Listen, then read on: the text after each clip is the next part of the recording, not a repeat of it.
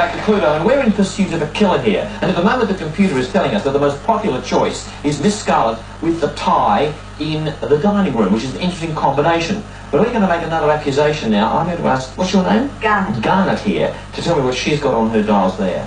Miss Scarlett. Miss Scarlett with the knitting needle. In the study. In the study. Garnet, you've got one correct. One of those is correct. Not telling you which one. But now it's time to go back to Brindabella to watch as Bogong continues his interrogation. Do you like Americans, Colonel? Well, there's a lot to be said for their society, Sergeant. The National Gun Lobby, for one thing. I like the way they give people nicknames like Buzz or Boom Boom. You ought to wipe your answering service, Colonel. I've been in touch with Army Liaison, so I know the general picture. You may as well fill me in on the details. His name was Boom Boom Bradshaw because he paid his artillerymen a piecemeal rate for the number of shells they got off. It didn't matter where they landed. In fact, their motto was death before deficit. I believe that his bombardier and his armourer are currently working as instructors at the Harvard Business College. And it was their friendly fire that killed Louis Wilson. Yeah. Then why all the secrecy? Why not get in touch with the appropriate authorities and expose him? Because the past is far too painful to dredge up, Sergeant. As was, I believe, your cooking, Colonel. My informant at Army Liaison still gags at the memory of your Mekong meatloaf. I must say, Mrs. White, I was deeply shocked to learn of your attempted suicide. I get depressed like everyone else. By people like Buzz Bradshaw. You didn't like the deceased, did you, Mrs. White? No. I thought he was a dreadful man. But I didn't kill him. I was trying to kill myself. And leave your ailing husband to fend for himself? He would have managed somehow. Suicide seems a very selfish way out for a woman like you, Mrs. White. I didn't know what I was doing, Sergeant. I think you did. I think you hated the deceased for destroying this household with his seductions and his blackmailing. And I think you tried to poison him. Then how come I drank from the wrong cup?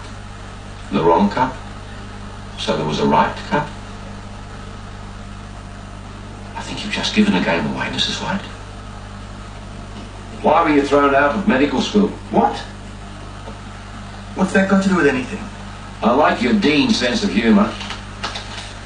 He says, even as an undergraduate, Plum seems to have trouble distinguishing between hypocritic and hippocratic. What's that got to do with Buzz Bradshaw? Well, someone knew exactly where to tie that knot in order for it to press upon the carotid artery. Someone with a basic knowledge of physiology. There you go.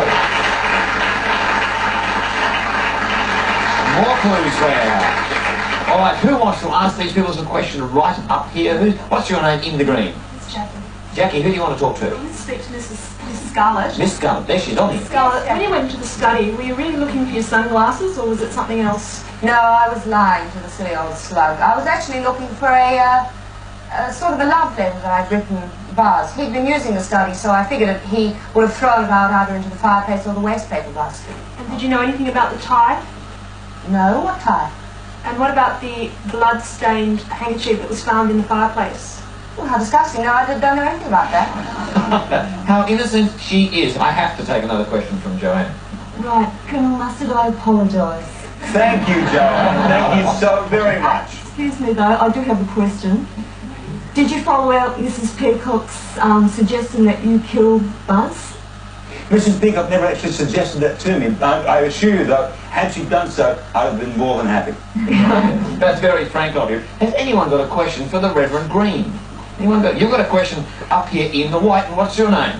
Julie. Julie, do you want to ask Reverend Green a question? Yes. Stand by, Reverend. Here we go. Yes, Julie. When you had the knitting needle, after you got it, where did you go after that? Well, you see, I was overcome with hatred.